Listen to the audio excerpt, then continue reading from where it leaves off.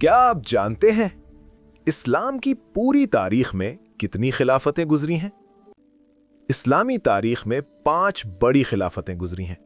پہلی خلافت راشدہ، جہاں عدل، تقوی اور سادگی کی مثال قائم ہوئی۔ دوسری خلافت امویہ، جس نے اسلام کو 3 بر اعظموں تک پھیلا دیا۔ تیسری خلافت عباسیہ، جہاں علم، سائنس اور تہذیب نے دنیا کو روشن کیا۔ چوتھی خلافت فاطمیہ، جو مصر میں قائم ہوئی اور جامعہ ازہر جیسا عظیم ادارہ وجود میں آیا۔ اور پانچویں خلافت عثمانیہ، جو 600 سال تک قائم رہی اور 1924 میں ختم ہوئی۔ ایک حیران کن حقیقت یہ ہے کہ ایک وقت ایسا بھی آیا جب ایک ہی زمانے میں 2 خلافتیں موجود تھیں، ایک خلافت عباسیہ بغداد میں اور دوسری خلافت فاطمیہ مصر میں قائم تھی۔ آپ کے خیال میں سب سے طاقتور خلافت کون سی تھی؟